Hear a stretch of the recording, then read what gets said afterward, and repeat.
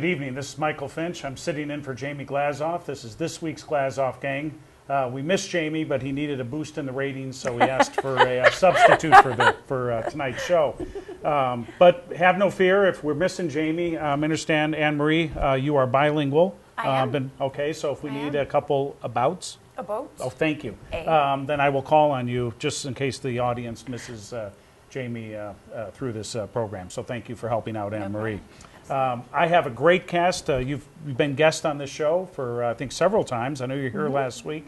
So thank you all for coming and helping me through this ordeal. And I'm going to start on my far right, Morgan Brittany, who is a proof that there is sanity in Hollywood.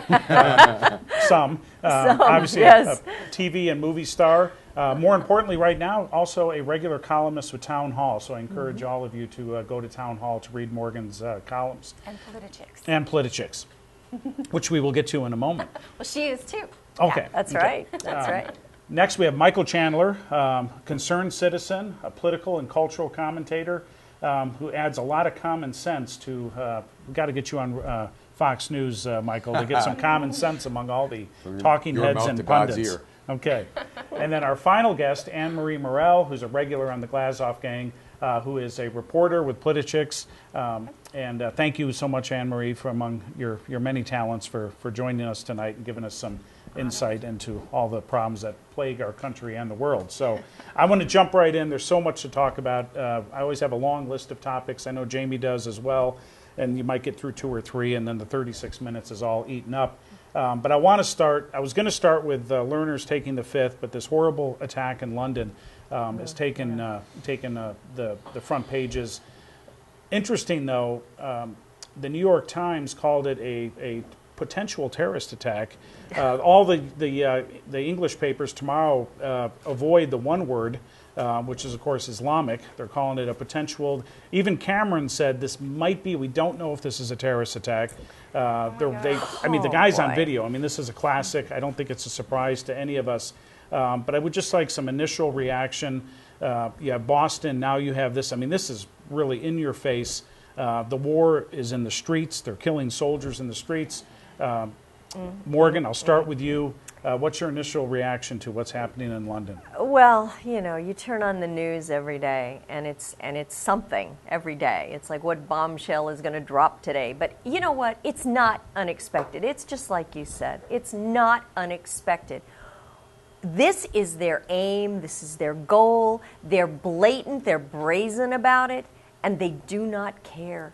The whole goal is to kill us, and that's what it is. I mean, if people do not wake up and see the light and understand the political correctness is killing the whole nation, the whole world. Look what's happening. It's just paralyzed us. It really has. And when they can't even use the word terrorist, here they're not going to use it. They're just so politically correct. What is behind this? You guys, what is behind this? The simple answer, what's behind this is multiculturalism. Multiculturalism is really the problem that's besetting the West in general, because they're trying to accommodate and assimilate dissimilar cultures. The Muslims they're trying to reinstall the caliphate. They want to restore the caliphate. What that means then is all other societies are subdued. The word they have for that is dimitude. And that's a big deal, because what that means is the people who are subject to dimitude acknowledge their subservience, their inferiority to Muslim philosophy. And the West in general, England in particular, or America in particular, have a choice to make as to whether they will accept that or oppose that. Yeah. And now we're wavering as to whether we should oppose it. Should we call it terrorism? And at what point do you draw a line? If I can mix the metaphor, are we not like the frog being boiled slowly 1 degree at a time? Oh, we are. Let me ask you, Anne-Marie, because the Muslim community, one of the Muslim Council of Great Britain said that they're against this attack. They abhor what happened, and they said that this does not represent Islam. The only problem is the guy wielding the machete is quoting from the Quran, Allahu Akbar, and he's actually maybe he understands Islam better than the Muslim Council of Great Britain. At what point will the public, both here in England, around the world, there's riots in Stockholm, At what point do we say this is Islam? Islam has a problem. It doesn't matter if 95% are peaceful and loving. The 5% that are practicing terror are actually quoting the Muslim scriptures. They're doing this on behalf of Islam. Right. When do we wake up? What's it going to take for the world to wake up? I don't know. The man was walking down the street with his hands covered in blood, with the knife still in his hand. You could see the body on the ground. This woman that he hacked her head off, and he's saying, "I had to do this." He's basically saying Islamic terrorists have no problem saying, I'm doing this. I'm a jihadist. This is why I'm doing it. And They're you're saying, not They're saying safe, why they're doing it. right? They're saying who they're doing it for. Mm-hmm. They have made it clear who they are, what they're doing, why they're doing it. Why we're denying what they're telling us. Well, is it the political correctness? I mean, is that one of the... Oh, yeah, it is. It absolutely It is. But that's ridiculous because they're saying this is what we want to be called. We are Islamic terrorists. We are doing this for Allah. They're not hiding it. They're not trying Not to at hide it. all. We are. All the Sorry. things that we say we prize are the things that would be the first to go. Yeah. Freedom of the media, Yeah. Right. women's rights, rights for minorities Gay of all rights, sorts, everything. and right. rights for homosexuals. All of those things are anathema to the Islamic perspective. And so those will be the first groups to be put to the sword. Hollywood. What- That's it. They're Well, gone. What's interesting, Morgan and Michael, I'll address you, is the groups that represent women, minorities, gays, the so-called civil libertarians, they completely turn a blind eye to this. I mean, they don't want to, they will not equate what's happening in the Islamic world to... You know what's interesting about that? Frank Gaffney told Anne Marie and I that they would. My question was, why are the liberals so accepting of the terrorists and the Muslims? Why are they so accepting when they would be the first ones to be persecuted? And he said it's that they would rather be together against us than fight each other. So it's kind of a common bond that they have. They may not like each other, they may not like it, but they would rather have the strength in being together against us. And it was very interesting that he said that. Well, before we move on, because we have other things, I'll start with you, Michael, and then all three of you. What will it take? What will it take? I mean, will we never wake up? Will we just become dimnies? Or will there... Can we wake up? What will it take to wake up the American public and Western Europe? I think what's going to take is it's going to have to take a concerted effort on the part of the Islamic jihadists against America in particular in a widespread way. Think in terms of when you go to Costco or the mall or to your Chevy dealer, okay? And you're waiting in line to buy a coffee or whatever. If they start attacking on a widespread, random basis like that where everybody is being hit on a regular and constant basis as opposed to big one-offs like 9/11 downtown New York, that will maybe wake people up. But again, this is going to require that the media put a proper focus on this. If media does not, if the PC perspective is overlaid over that, then people say, well, these people, and they'll just shine it on and go on and ignore the lesson that's really slapping them in the face. Yeah. Henry, what do you think? And if people think that this is only happening in the Middle East, we've already been attacked in our own country, 9/11. We were the Times Square bomber. It was thwarted, but it wouldn't have been if if the bomb would have gone off. It would have killed hundreds of people in Times Square. Fort Hood, it was not workplace violence. Right, It was an right. Islamic terrorist attack. Benghazi, they're showing us. They are attacking us constantly, over and over and over. Not just us. Think Bali.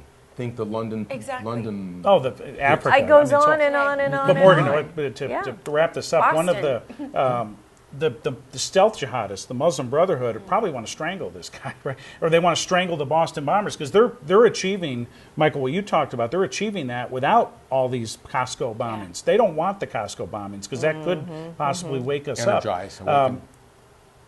But it's almost like these guys, they can't help. I mean, this thing is out of control. It's almost like the Muslim terrorists, they're out of control. And they're going to do these random killings even though in the long run that could hurt the of this worldwide caliphate, because you would think these random bombings will be the one thing. I mean, will that wake us up? You know, I ask myself that question because you would think that by now we would be awakened. You would think that after everything that's happened and things everybody knows, that we would be awake by now. And when you look at what happened in Boston, and I mean, it's just criminal what goes on. But I don't know what it's going to take. I really don't know. It only took one Pearl Harbor, right? It did. I mean, Roosevelt didn't wake up on the 8th saying, well, what are we going to, did we do this, did we bring this upon ourselves? But I don't know. Listen, if somebody blows up the Super Bowl, I mean, I don't know. You see, this I brings don't know. another I don't good think that'll point. matter either. Think of the concept of siding with the underdog. That's what I see these PC people as consistently doing. They want to side with those who oppose us. Yeah. Well, I think in terms of my America. I think in terms of us.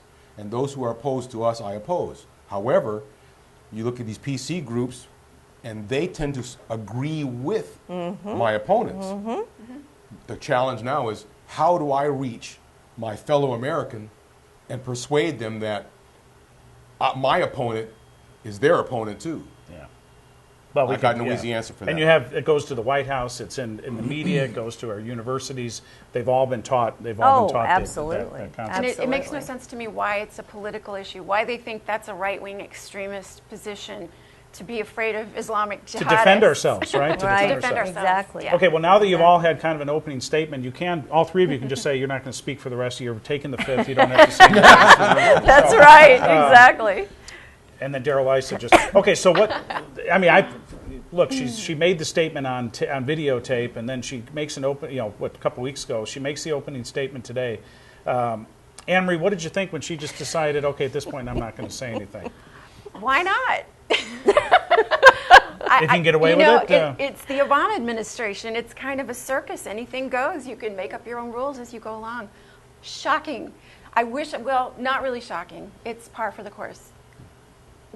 Why would she say anything when she doesn't have to? Eric Holder. One of my Facebook friends calls him Eric Withholder. I love that. Oh yeah, there you go. Why would any of they're all pleading ignorance. Nobody knows. Nobody knows anything. Well, Know Maureen, is nothing. this over? Is she just going to fade into the sunset? We're never going to hear from her again? Or? No, I hope Darrell Issa nails her. Me I really too. do, because evidently he's going to call her back. And I mean, it boggles your mind. She comes in there and she pleads her innocence, that she's not guilty and she didn't do anything wrong. And then and she says, oh, and by the way, my lawyers have advised me not to answer any questions. So it's like, okay, wait a minute, what's wrong with this picture? I mean, it's absolutely ludicrous. And thank goodness for Trey Gowdy, who sat there and said, "Go South Carolina." Wait a minute. She had an opening statement, and can't so have it she both waived her right here. You cannot have it both ways. You can't have it both So, ways. Michael, the Republicans on this committee they're going to hammer it. I mean, they're not going to let her off the hook. One can only hope. Yeah, one can only hope. But I think that Trey Gowdy really made the difference here, because he was immediately indignant, saying, wait a minute, Yeah. if you're going to claim Fifth Amendment protection, then you can't say anything. But if you say anything, then you can't claim Fifth Amendment protection. And now you're trying to do both. That's the And arrogance. so Here she again. she's allowed to walk out. But that's really a real temporary, apparent victory, because she's going to be called back, because that stance will not stand. She's going to be compelled to come back and testify. What difference does it make? There you go. I've heard that before. Exactly. Remember Darrell Issa holding up the redacted papers from Fast and Furious? And he was like, this is what they turned in. And it's all black. Yeah. Everything is blacked out. That's who we're dealing with. Well, they get away with everything, and they think they don't have to be held accountable for It was in the anything. news all day that she was going to take the fifth. Issa seemed, look, he's not a lawyer, but he's also a very smart man. He seemed completely unprepared. He just, he didn't know what to, but he knew it was coming. So, Michael, do you think there's a strategy here that, did Trey Gowdy bail him out, or? I think Trey Gowdy did bail him out. But I think what's also going to bail them out is the AP thing, because the ire of the journalist community has now been piqued, because while they were, if anything, cheerleading Obama and the tone he set at the beginning, saying, Fox, the Fox News organization is not really a legitimate news organization. They can be dismissed, they can be denigrated and mocked. And the rest of the journalistic establishment, yeah, that's right. Yeah. But now that AP and their peers are being Wasn't surreptitiously, CBS. yeah, CBS, it was, yeah. what's her Yeah. name, Cheryl Atkinson. Right, Yes. right. She right. was, she thinks she's been Yeah. hacked or monitored. Yeah. Mm-hmm. And so now all of them are saying, wow, if this can happen to our peers, not just Fox, maybe there is there. Well, Morgan, we just have a couple minutes left in the first segment. I mean, the media, in a sense, is, I mean, they're the jilted lover. I mean, they've given their all to this man. I know. And he's completely disregarded. I mean, I mean, there has to be a little bit of hurt. Maybe they're disappointed in him, but there has to be a little bit of anger. And maybe the Chris Matthews thing is just he has to give his one moment and then he'll slip back. Is the thrill still there on the leg? It could. There's just it's And the ti- maybe. it's a tingle. It's a I don't tingle. know. But It's a tingle, but some of yeah. them, I mean, there is some integrity. I mean, some of these guys are men and women are actual honest reporters, maybe partially. Are a few of them going to be pit bulls and they're going to stay on this? That very Not well- just the Fox. I mean, overall. It very well could be that there could be some, because there are a lot of journalists that are very, very good and they're very ethical. There are, but maybe they're finally seeing the emperor has no clothes. Like Maureen Dowd? Maybe Yeah. they are. Maureen Dowd sounded off on him, this Sunday? Yeah, even was it Rachel Maddow on one of her shows? She even said, I think some of this has crossed the line. It floored me. I never thought I'd hear that from her. But maybe, perhaps, when it starts to affect them, that maybe it's like, whoa, wait a second, this is going a little too far. Because honestly, they think they've got everybody in their pocket and they can do whatever they want, and the arrogance, it's going to get them. It's a classic case of hubris. It is. really is. It's going to get Speaking of in them. the pocket, they were in Obama's pocket, and now that they've been shown disrespect, Yeah. as disrespect was shown to others, now they are irate. Yeah. I think. I just don't know how Carney keeps going out there. I really You start don't. to feel bad for him. I mean, I don't know how that man, don't feel bad. every single day, it's another lie. It's another lie. I think what's going to happen with the media, they see the outpouring of respect that people like Trey Gowdy or anyone who does the right thing and says the right thing and steps up. I don't care what side of the aisle you are. I'm going to promote them on Politichicks. You'll promote them Yeah. on Front Page Magazine. Reporters out there, if you have some, what's the word, cojones, Yeah, that's someday. it. Step up. That's it. Okay. we'll respect you. Well, with that respect, we'll wrap up segment 1 and we'll be right back to segment 2. Thank you.